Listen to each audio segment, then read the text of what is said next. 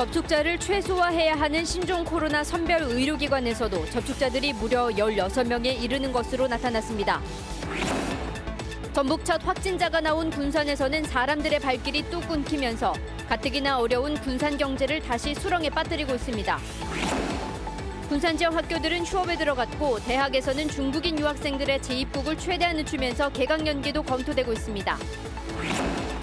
고령 운전자가 면허증을 반납해도 일부 자치단체에서는 10만 원 상당의 교통카드나 상품권만 지급해 효과에 의문이 제기되고 있습니다.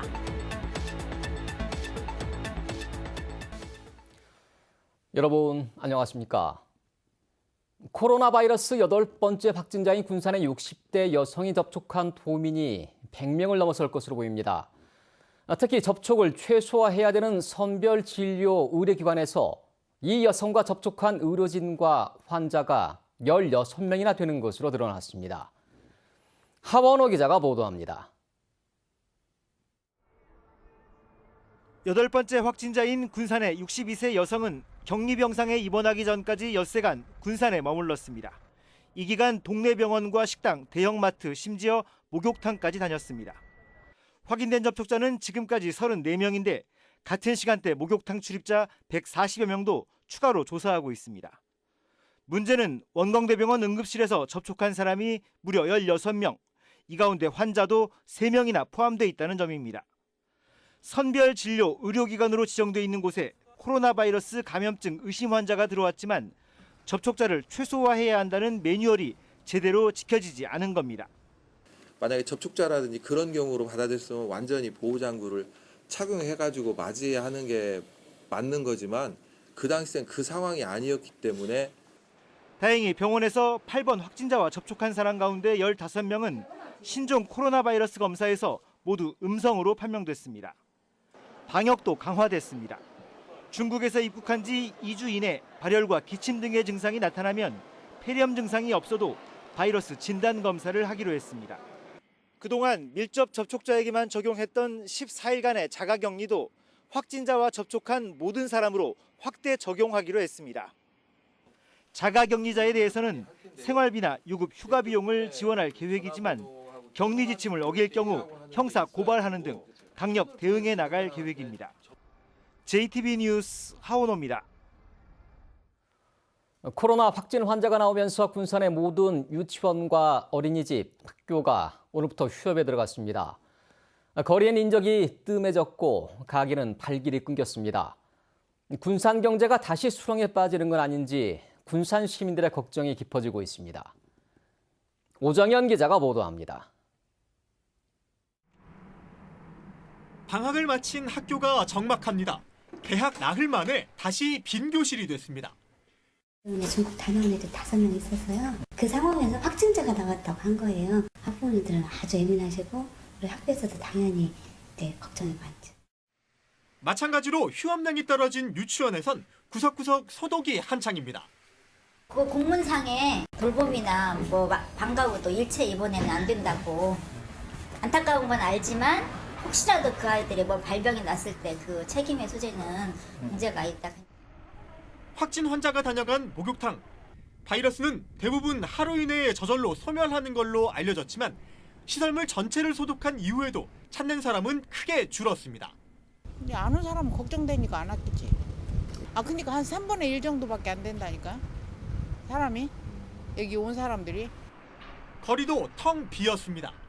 평소 때라면 쉬는 날과 평일을 가리지 않고 관광객들로 붐비던 거리입니다. 지금은 분주하게 차량만 오갈 뿐 거리를 거니는 사람을 찾아보기 힘듭니다. 어떤 식당은 영업을 하면서도 문은 걸어 잠갔습니다. 문은 왜 잠가놨어요? 1인이 들어오면은 안 받았어요. 지금까지도.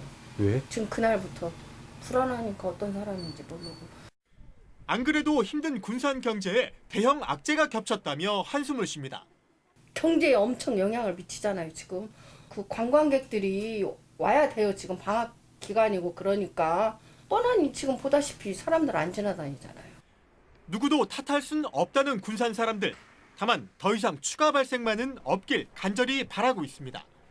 JTB 뉴스 오정현입니다. 신종 코로나 바이러스 사태가 확산되면서 학교마다 학사 일정을 조정하고 있습니다. 특히 대학에서는 중국인 유학생의 재입국을 늦추는 동시에 개강을 연기하는 방안까지 검토하고 있습니다. 권대성 기자의 보도입니다. 익산 원광대에 유학하고 있는 중국 학생은 440명가량. 이들 대부분은 방학을 맞아 현재 중국에 가 있습니다. 원광대가 새학기를 앞두고 이들이 한국에 돌아오는 시기를 최대한 늦추고 있습니다. 상황에 따라 대학원생은 1학기 동안 입국을 미루고 인터넷 강의로 대체하는 방안도 검토하고 있습니다. 입국 일정을 갖다가 최대한 늦춰가지고 들어올 수 있도록 연락을 전체 다 취했습니다. 대학원생들은 인터넷 수업을 한다든지 다른 방법으로 또 강구하도록 다음에 추후 결정하려고 지금 계획을 하고 있습니다. 중국인 유학생이 많은 대학들은 교육부와 협의를 거쳐 개강을 연기하는 방안까지 염두에 두고 있습니다. 도내 대학들의 중국인 유학생은 3,300여 명에 이릅니다. 전북교육청은 확진자가 나오는 등 코로나 바이러스 위험 지역에서는 교육부 협의를 거쳐 유초중고의 휴업을 결정하기로 했습니다. 또한 14일까지 휴업에 들어간 군산 유초중고 138곳은 수업 일수를 채우지 못하는 일은 없을 것으로 내다봤습니다. 천재지변에 의해서 수업을 할 수 없는 경우에는 전체 수업 일수의 10분의 1하여 감축할 수 있다고 되어 있거든요. 지금 2월에 예정된 수업 일수가 그렇게 길지 않기 때문에 수업 일수 부족으로 인해서 진학이 안 된다든지 학사 일정에 문제가 생기는 경우는 없을 거라고 생각하고 있습니다. 전북교육청은 군산 지역 유초중고에 이어 학원 529곳에 대해서도 14일까지 휴원을 요청하고 학원연합회는 이에 동참하기로 했습니다. JTB 뉴스 권대성입니다. 코로나 바이러스 감염증 확산으로 인한 경제적 피해를 최소화하기 위해 전라북도가 경제 상황 대응팀을 구성해 지원에 나섰습니다. 먼저 기업 소상공인 피해 대책반을 운영해 피해 상황을 접수받아 긴급 경영 안정 자금을 추가로 공급하고 경영 안정 컨설팅을 제공하기로 했습니다. 또 마스크와 손 세정제 등 위생용품의 매점 매석 등 불공정 거래 행위도 집중 단속할 계획입니다. 전라북도 의회가 신종 코로나를 차단하기 위해 2월 임시회를 탄력적으로 운영하기로 했습니다. 도의회는 주요 안건인 새해 업무 보고에서 신종 코로나 관련 기관인 보건환경연구원과 남원의료원, 군산의료원을 제외하는 한편 회기 중 집행부와 예정돼 있던 전체 의원 오찬 간담회 등도 모두 취소했습니다. 또 감염 전파를 막기 위해 도민들의 본회의 참관과 홍보관 견학을 일시 중단하고 청산의 세미나실 등 시설 대관도 중단하기로 했습니다. 70세 이상 고령 운전자들의 사고를 막기 위해서 운전면허증을 반납하면 교통카드나 상품권을 지급하는 자치단체가 최근 늘고 있습니다. 하지만 전주와 익산, 군산시는 단 10만 원 상당만 지급해서 효과에 의문이 제기되고 있습니다. 송창용 기자가 보도합니다. 지난해 11월 김제에서 승용차가 주택으로 돌진했습니다. 이 사고로 운전자 75살 A씨가 크게 다쳤습니다. 경찰은 사고 원인을 운전자 부주의로 추정했습니다. 신체적 능력과 사고 대처 능력이 상대적으로 떨어지는 고령 운전자의 교통사고는 해마다 크게 늘고 있는 추세입니다. 조심을 많이 했죠. 거기가 안 다니고 정말 엄마가 천천히 다니고 있어요.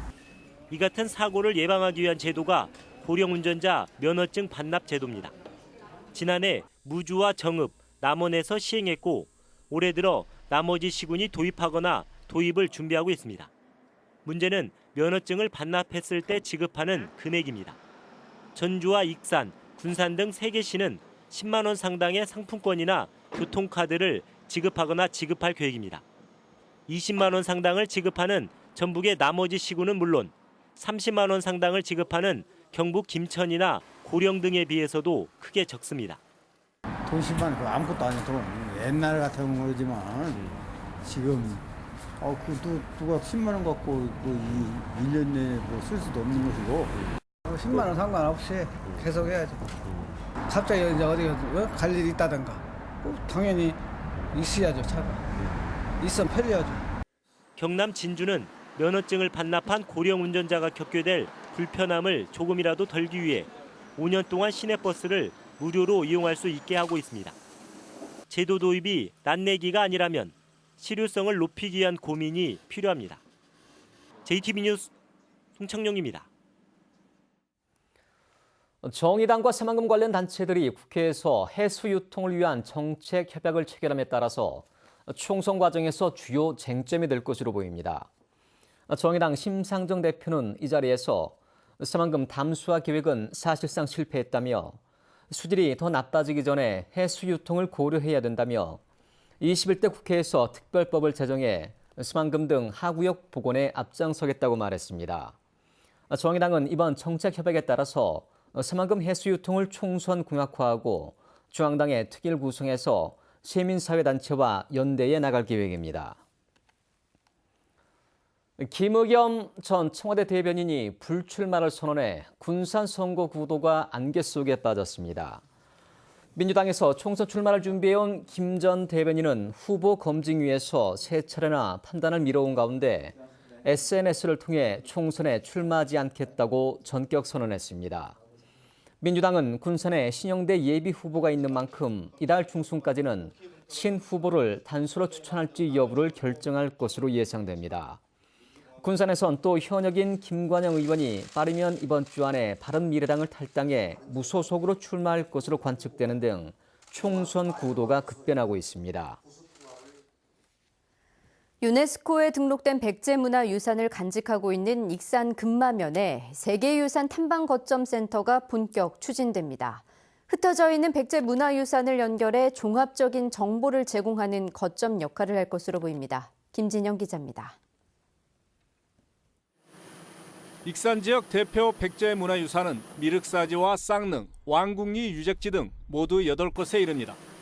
하지만 이들 유적이 곳곳에 분산돼 있다 보니 관광객들에게 알리는데 어려움을 겪고 있습니다. 이 같은 문제점을 해결하기 위해 뿔뿔이 흩어져 있는 백제문화유산을 하나로 묶는 거점 공간이 추진됩니다. 문화재청은 백제문화유산의 중심 지역인 금마면에 210억 원을 투입해 세계유산 탐방 거점 센터를 2023년까지 조성하기로 하고 이번 달부터 실시 설계 용역에 들어갈 예정입니다. 세계유산 탐방 거점 센터는 백제문화유산을 연결하는 연계형 교통시설을 운영합니다. 또 홀로그램 기술 등이 접목된 가상체험관을 운영해 백제문화유산에 대한 종합적인 정보를 제공하게 됩니다. 전망대, 유적관 연계 교통시설과 편익시설 등이 들어설 예정으로 거점센터에서 각 유적 방문 전에 현황 및 가상체험 등을 통한 사전 정보 등을 제공할 계획이며 오는 10일에는 익산 지역에서 발굴된 백제시대 유물을 관리 전시하는 국립익산박물관이 문을 열게 됩니다. 백제왕도의 핵심 유적을 하나로 연결하는 세계유산 탐방센터까지 들어서면 500만 관광시대는 한층 빨라질 것으로 기대되고 있습니다. JTBC 뉴스 김진영입니다. 상당수 학생 선수들이 중도의 운동을 그만두고 있지만 진로 지원 시스템은 전혀 없는 것으로 나타났습니다. 전라북도 의회 진형석 의원에 따르면 최근 5년간 도내 초중고 학생 선수 가운데 연평균 19.6%가 운동선수의 꿈을 접었으며 고등학교 유도 선수의 중도 포기율은 56%, 농구 선수의 중도 포기율은 52%에 이르는 것으로 나타났습니다. 진형석 도의원은 하지만 전북교육청이 해마다 40억 원의 진로교육 예산을 집행하면서도 많은 도움이 필요한 학생 선수를 위한 배려는 전혀 없다면서 이들을 위한 전담 진로지원센터를 설립해야 한다고 주장했습니다. 전북 사랑의 온도탑이 21년 연속 100도를 넘었습니다. 전라북도 사회복지공동모금회는 희망 2020 나눔 캠페인의 최종 모금액은 83억 7,500만 원으로 목표액인 78억 1,800만 원을 넘었다고 밝혔습니다. 지난해와 비교해보면 개인 기부액은 55억 5,400만 원으로 6천만 원가량 소폭 감소한 반면 기업 기부액은 28억 2,100만 원으로 6억 원가량 크게 늘었습니다. 신임 전주지방법원장에 이재영 서울고법 부장판사가 임명됐습니다. 이재영 법원장은 서울 출신으로 대법원 재판연구관, 사법연수원 교수, 부산고등법원 부장판사 등을 지냈습니다. 정기 인사를 앞두고 지난달 4일을 표했던 한승 전주지방법원장은 퇴임 처리됐습니다. 전주 완산경찰서는 채무자를 살해한 혐의로 25살 A씨를 붙잡아 조사하고 있습니다.